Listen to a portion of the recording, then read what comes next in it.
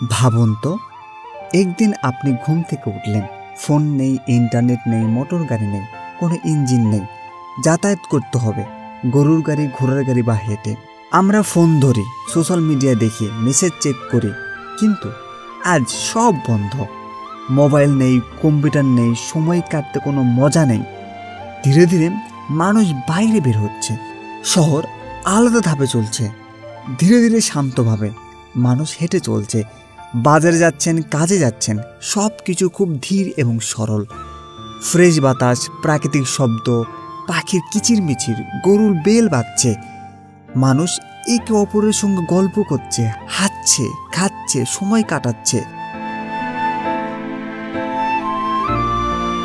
কে অনলাইনে নিউজ নেই বলে হতাশা হচ্ছে না, সব খবর হচ্ছে মুখে মুখে।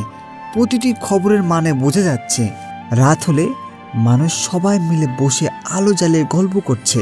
মোবাইলের আলো নেই, মোমবাতির আলো। শান্তি, বন্ধুত্ব এবং প্রকৃতির সঙ্গে জীবন, সব কিছু একদম সরল সুন্দর। যদি আমাদের জীবন হতো এমন, নেট নেই, মোবাইল নেই, গাড়ি নেই, তাহলে কেমন হতো? আপনি কি পারবেন এমন জীবনযাপন করতে? কমেন্টে জানিয়ে দিন আপনার মতামত।